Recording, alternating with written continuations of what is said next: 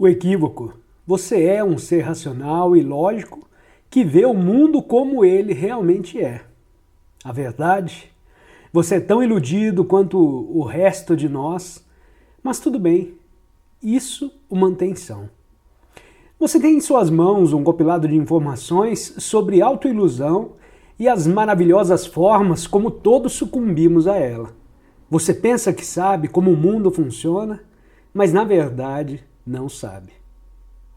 Você passa pela vida formando opiniões e juntando remendos de uma história sobre quem você é e por que fez as coisas que fez até ler essa sentença, e levando em consideração o todo, parece muito real.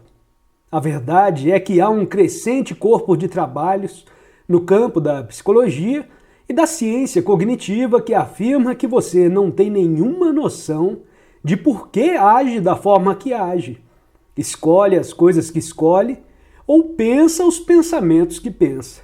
Em vez disso, você cria narrativas, pequenas histórias para explicar por que desistiu daquela dieta, por que prefere a Apple e não a Microsoft, porque se lembra claramente que foi a Beth que contou a história sobre o palhaço com a perna de pau feito de latas de sabão, quando quem realmente contou foi Adam e não era um palhaço. Pare um momento para olhar ao redor do lugar em que você está sentado ouvindo este livro. Só por um segundo veja o esforço inserido não só no que você vê, mas nos séculos de progresso que levaram as invenções à sua volta. Comece com os seus sapatos e depois passe para o áudio que está ouvindo. Depois observe as máquinas e os aparelhos rangendo e buzinando em cada canto da sua vida. A torradeira, o computador, a ambulância, passando por uma rua distante. Contemple antes de começarmos quão maravilhoso é o ser humano, como conseguiu resolver tantos problemas, construir tantas coisas em todos os lugares onde as pessoas vivem. Edifícios e carros, eletricidade e linguagem. Que obra de arte é o homem, não? Quantos triunfos da racionalidade, não é?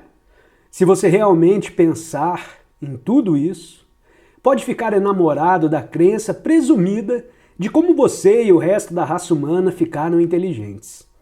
Ainda assim, você tranca as chaves dentro do carro, esquece o que estava prestes a dizer, você engorda, vai à falência. Os outros também fazem isso. De crises bancárias a escapadas sexuais, nós podemos ser bem estúpidos às vezes. Do maior cientista ao mais humilde artesão, todo cérebro dentro de todo o corpo está infestado de noções pré-concebidas e padrões de pensamento que o desnorteiam sem que o cérebro perceba. Então você está em boa companhia. Não importa quem são seus ídolos e mentores, eles também são propensos a falsas especulações. Peguemos as tarefas de seleção de Wasson como o nosso primeiro exemplo. Imagine um cientista embaralhando 4 cartas na sua frente.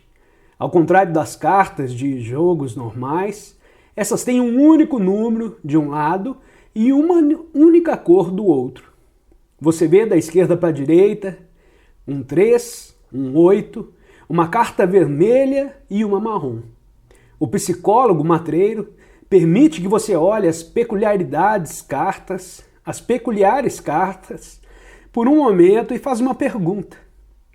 Suponhamos que o psicólogo diga: tem um maço cheio dessas cartas estranhas e há uma regra para jogar.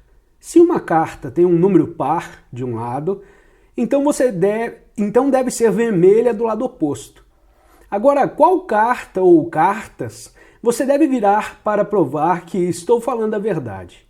Lembre-se, 3, 8, vermelho e marrom. Quais você viraria?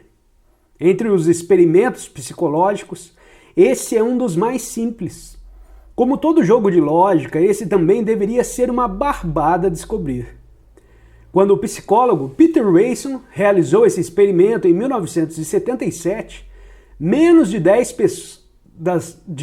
pessoas questionadas acertaram a resposta. Suas cartas tinham vogais em vez de cores, mas em repetições do teste, em que cores foram usadas, aproximadamente o mesmo número de pessoas ficou totalmente confuso. Quando tiveram de resolver o enigma, então qual foi a sua resposta?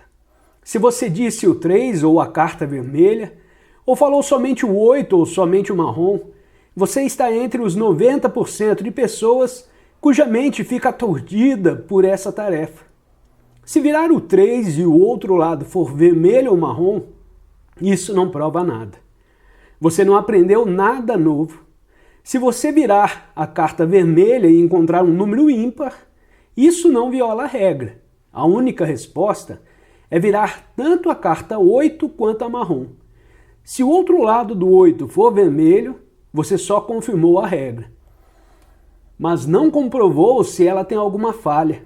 Se o marrom tiver um número ímpar, você não aprendeu nada.